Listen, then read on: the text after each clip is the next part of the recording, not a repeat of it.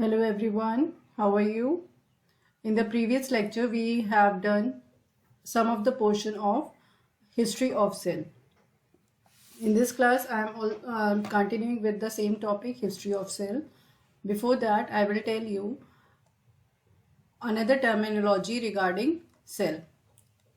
So cell is also known as highly organized molecular factory.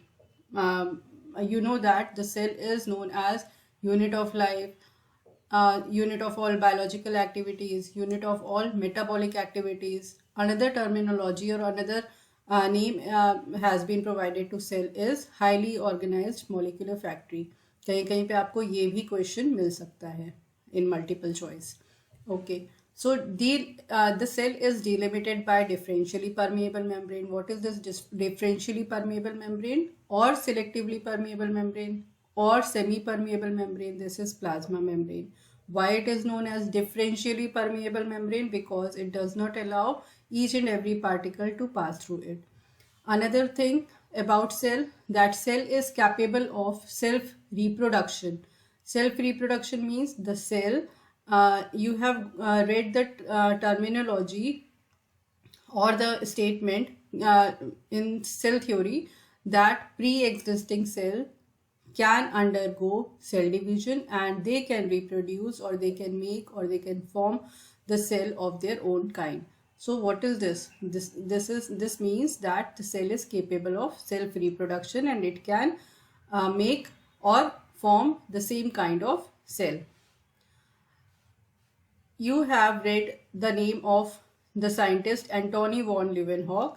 He discovered the cell in he discovered the living cell, but Robert Hooke was the very first scientist. He discovered the cell and coined the term cell also. Who coined the term cell? Robert Hooke, जिन्होंने ये नाम दिया था. Coin the term means नाम दिया था. ठीक है. He discovered a dead cell. Okay, he discovered a dead cell in a कॉक. What he observed a honeycomb like structure like this, and he named it each and every structure he saw like these are looking like a compartment, and he coined the term cell for these compartments. Okay. He later on, when the cell wall and the other structure of the cell was discovered, then we can say that this outline or the boundary can be the cell wall. Okay, because it is a plant cell na. Cork, wooden part of wood, the cork is a wood, dead wood. Okay, so this can be a cell wall, a dead cell wall. Okay, so the cell is made up of essentially living substance. Now another term is protoplasm. अभी आपने cytoplasm के बारे में पढ़ा होगा.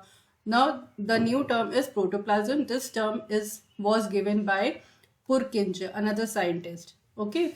So protoplasm क्या होता है? Purkinje told that protoplasm is a colorless material comprises the living part of cell. Whatever the living part of the cell. अभी आपने पढ़ा कि जो सेल होती है उसका जो सेल वॉल होती है, सेल वॉल इज ए, अगर नहीं पता है तो याद कर लीजिए, cell wall is a dead part of the cell. That is a part of plant cell only. Animal cell में ये एब्सेंट होता है. सो protoplasm is a colorless material comprises the living part of the cell only. मतलब कि उसमें cell wall इसमें contribute नहीं करती है प्रोटोप्लाज्म बनाने में. Only the living part, that is the nucleus, the cytoplasm and the other organelles. Okay, so let's continue with the next part. We have done all this part, whatever you can see here, the marked one. I want to share you one thing. Just note it down. Just add one line in your book. This line about multicellular organism. These multicellular organisms are made up of, you know that unicellular organism is made up of single cell. Multicellular organisms are made up of many small cells.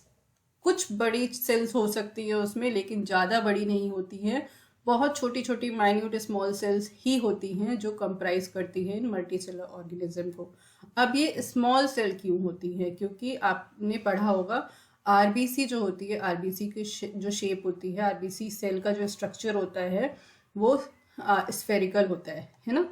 तो ये spherical क्यों होता है या ये इस shape का क्यों होता है? जो भी हमारी बॉडी में सेल्स है उनका शेप डिफरेंट डिफरेंट क्यों है?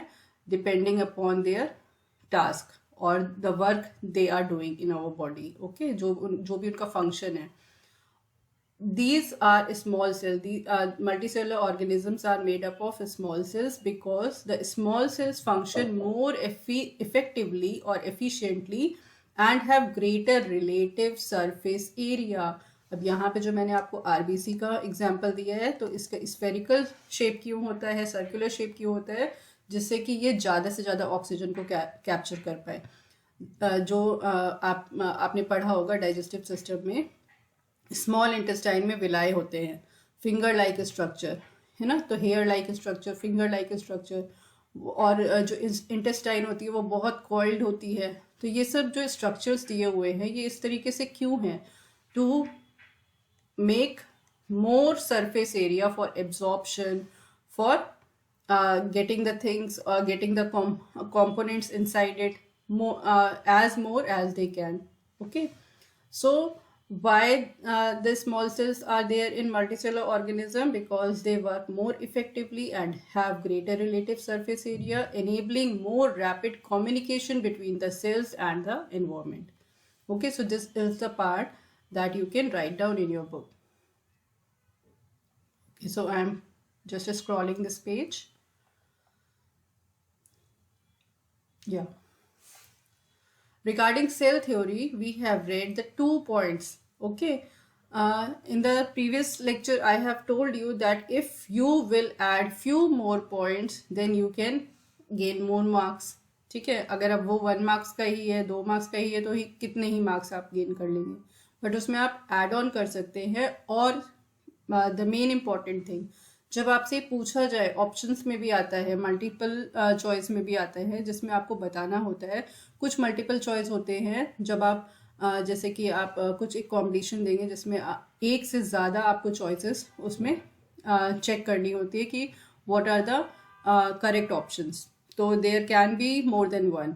तो वहाँ पे आपको मॉडर्न सेल थ्योरी में अगर 4-5 ऑप्शन मिल रहे हैं और उसमें 3-4 ऑप्शंस आपके सही हैं, तो वो क्या हो सकते हैं? You can write it down. The cell theory और the modern cell theory is the first point, cell is a basic unit of life, the very common one, you know this. Next, कल पढ़ा भी था हमने, all living organisms are composed of cells and the product of cells. Another one, all chemical reactions takes place inside the cell. ये सारी चीज़ें आपने अभी पढ़ी भी हुई हैं, आप जानते भी हैं। तो you can write it in cell theory also. All cells arise from pre-existing cells.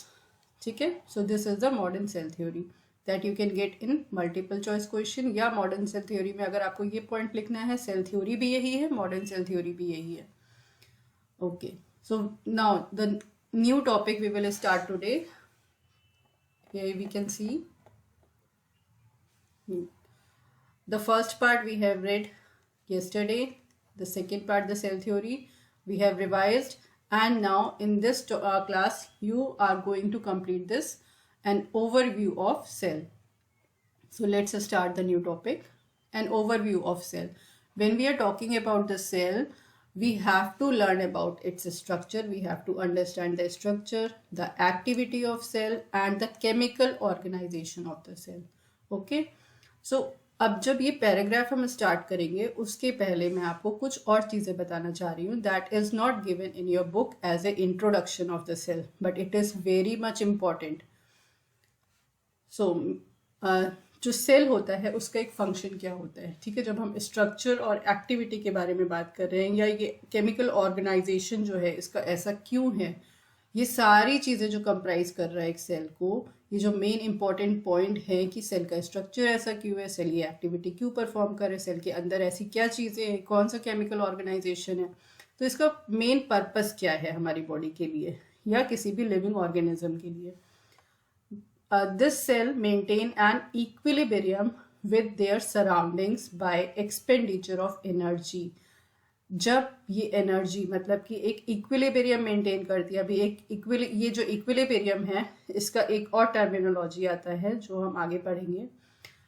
जितने भी आपके बॉडी में मेटाबॉलिक एक्टिविटीज हो रही है, मेटाबॉलिक एक्टिविटीज, वाइटल एक्टिविटीज, ये सारी एक ही टर्मिनोलॉजी है। वाइटल एक्टिविटी का क्या मतलब होता है? जो भी आपके लिए इम्पोर्टेंट है, ठीक है। तो vital activities, metabolic activities related to the chemical organisation, ठीक है, जिसमें कुछ केमिकल्स इन्वॉल्व हो रहे हैं या हमारी बॉडी में कुछ चेंजेस हो रहे हैं, ठीक है। तो everything what ever the cell is performing in our body, whatever the function cell is performing, that equilibrium is also maintained by the cell. Okay. Next part है, the cell also accumulate materials to be used in their own metabolism. अब जैसे कि हम अपने रोज के या अपने future के लिए कुछ कुछ चीज़ें एक्यूमुलेट करके रखते हैं अपने पास, अपने आगे के लिए, फ्यूचर के लिए सोचते हैं, तो ये सेल भी क्या करती है?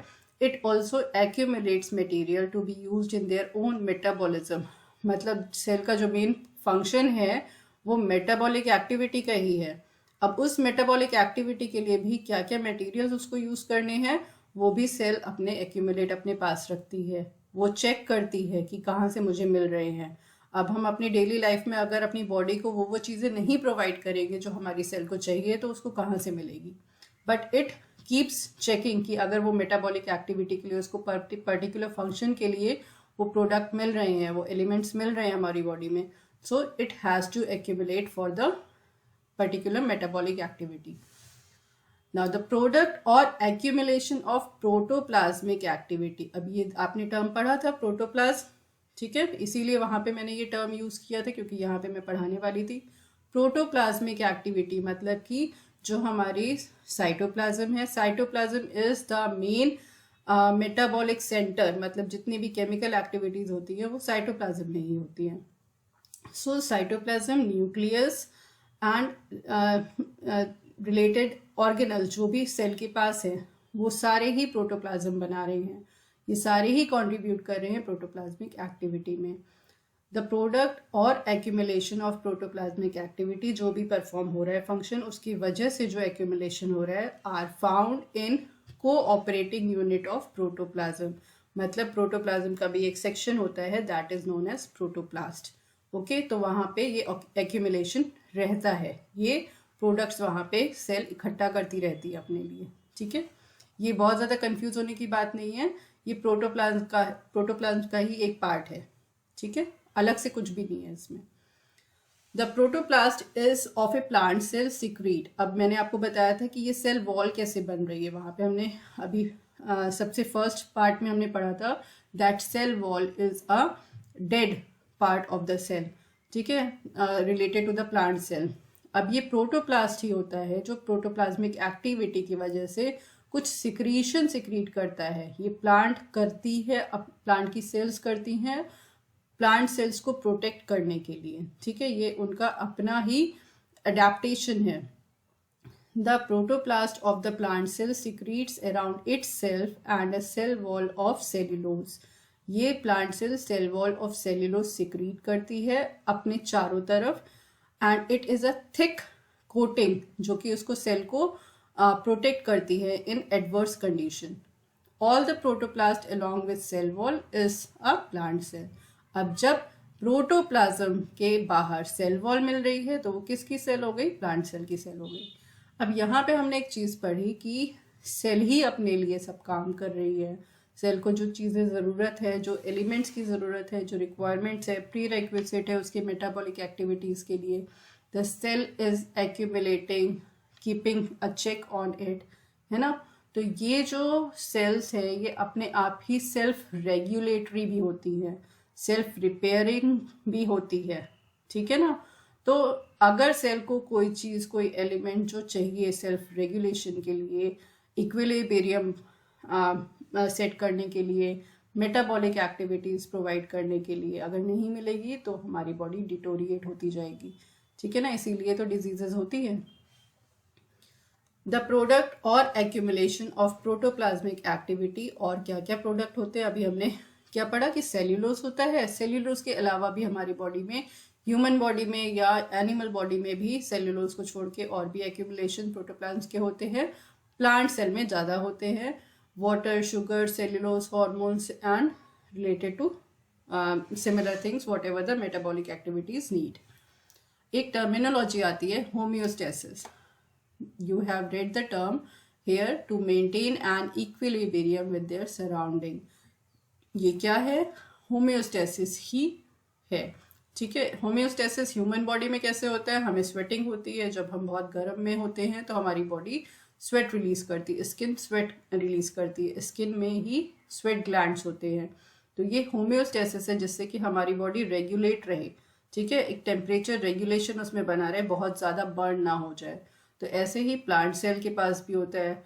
और भी होम्योस्टेसिस लाइक अगर आप खाली स्वेटिंग के लिए सोचो, और भी बहुत सारी चीज़ें होती हैं जो कि प्लांट और एनिमल सेल में ये होम्योस्टेसिस देखी जाती है। क्या होता है ये homeostasis? To maintain the equilibrium, और you can write the definition for this, the maintenance of the steady living state. मतलब कि हमारी जो बॉडी है जैसी मिली थी वैसे ही अच्छे से रेगुलेट होके काम करती रहे, एक इक्विलिब्रियम बना रहे, उसमें कुछ खराबी ना हो और जो कुछ है सब सही से चलता रहे, है ना। तो उसके लिए सब चीज़ अलग अलग सेल को पता है कि कब क्या करना है। So this homeostasis is also performed by the cell.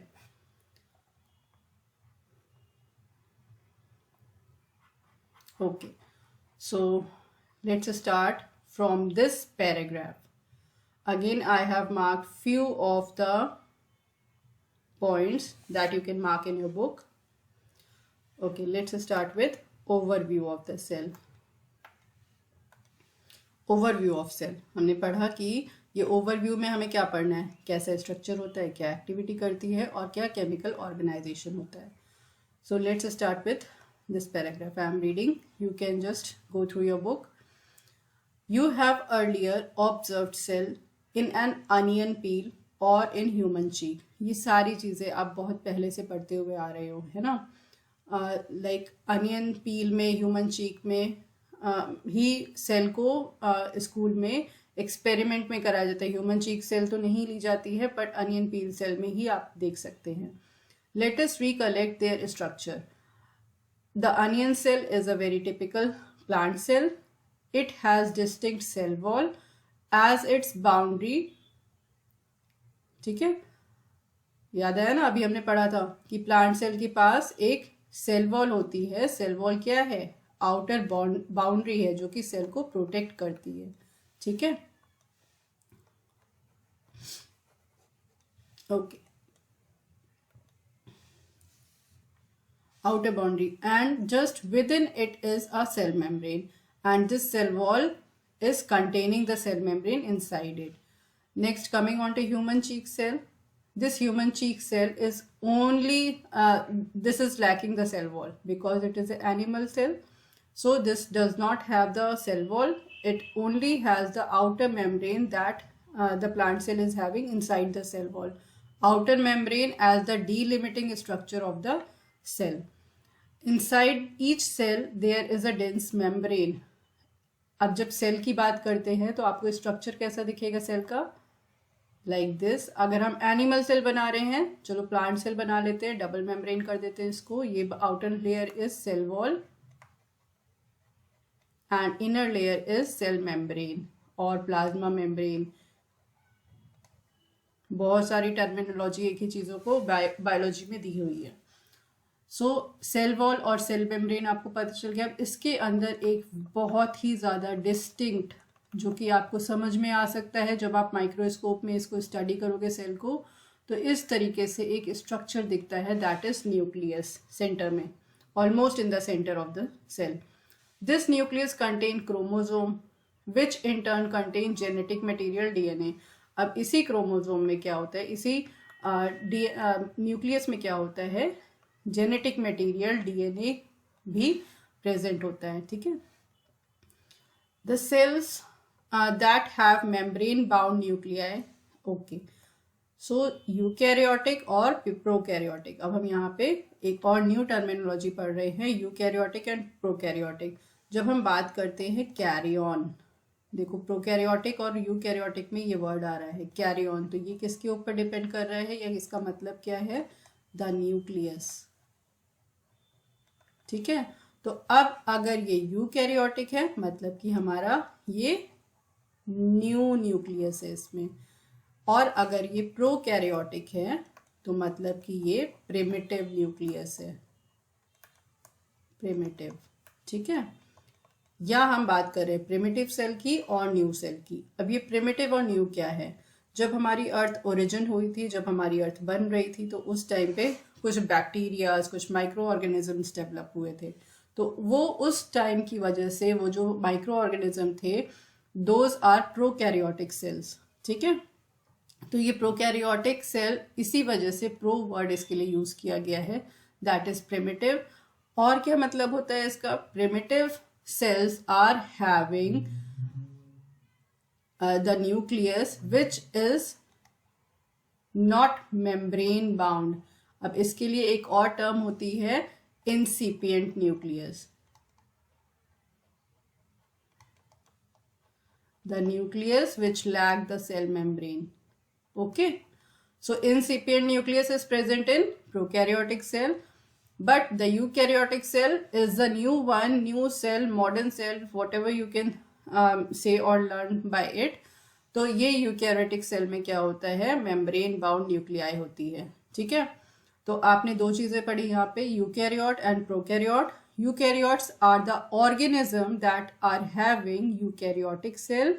Eukaryotic cell is a type of cell that consists of membrane bound nuclei or nucleus, whereas when we are talking about prokaryotes are the organisms who consist of prokaryotic cell, and a prokaryotic cell is a cell which is having an incipient nucleus, or the nucleus that is that lacks the membrane। okay,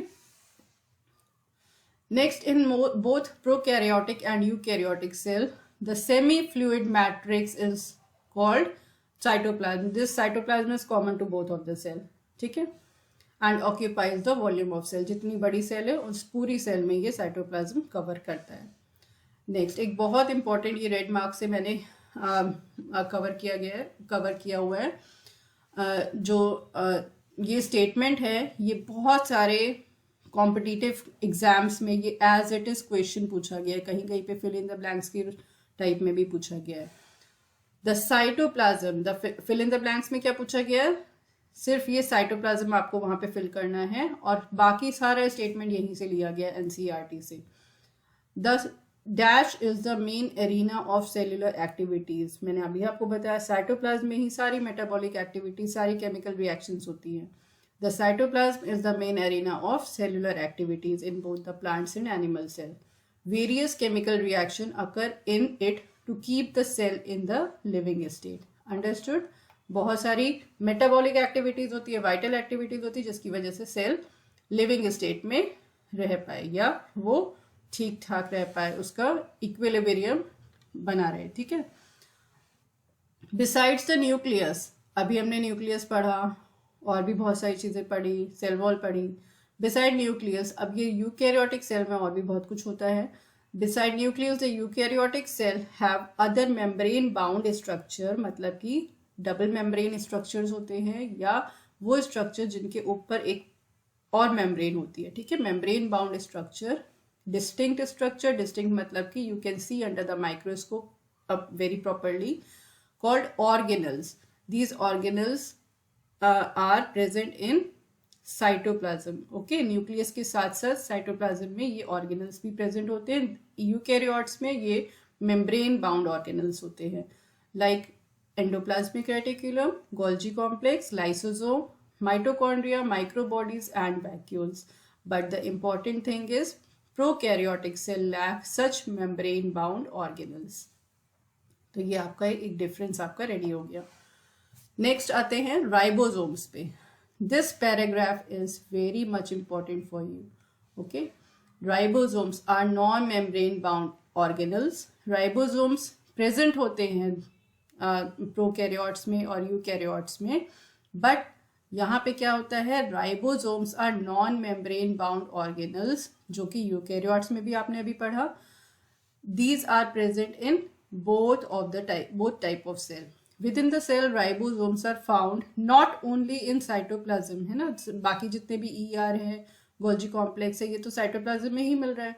But these ribosomes are present within the two organelles also. मतलब कि ये ribosome cytoplasm में भी होता है, छोटे छोटे particles में के तरीके से आपको माइक्रोस्कोप के नीचे दिखेगा. ठीक है, under the microscope you can observe these ribosomes as a minute little particles.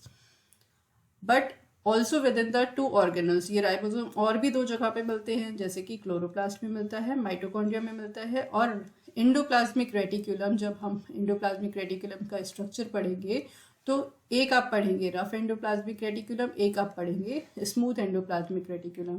तो जो रफ एंडोप्लाज्मिक रेटिकुलम होता है उसके ऊपर ये राइबोसोम इस तरीके से लगे रहते हैं. और ये एंडोप्लाज्मिक रेटिकुलम आपको न्यूक्लियर मेम्ब्रेन पे भी मिलेगा. Animal cell contains another non membrane bound organelle known as centrosome that helps in cell division. Plant cell का भी सेल डिवीजन होता है बट उसमें सेंट्रोसोम नहीं होता है. ठीक है, दैट इज अनदर थिंग. जब हम सेल डिवीजन पढ़ेंगे तो आप ये चीज़ पढ़ेंगे, बट अभी के लिए आपके ये डिफरेंसेस प्रिपेयर हो रहे हैं जो आप अलग अलग एनिमल सेल प्लांट सेल के लिए लिख सकते हैं, यूकैरियोट प्रोकैरियोट के लिए लिख सकते हैं. ठीक है, next, cell differ greatly in size. अब सेल का जो शेप है वो अलग अलग होता है, साइज अलग होता है, शेप अलग होता है, डिपेंडिंग अपॉन देयर एक्टिविटीज और their function. For example, mycoplasma, the smallest cell, are only 3 micrometer in length, while bacteria, ये लर्न कर लीजिएगा, ये सबसे स्मॉलेस्ट सेल कौन सी है, अभी आपने शुरू से पढ़ते आ रहे बैक्टीरिया, बट एक माइकोप्लाज्मा भी ऑर्गेनिज्म है जो बैक्टीरिया से भी छोटा है. ठीक है, could be 3 to 5 micrometer. Bacteria का जो साइज है that could be 3 to 5 micrometer. The largest isolated single cell of egg, ये सबको पता है, जीके में भी आता है. Among multicellular organism, human red blood cell are about 7.0 μm in diameter.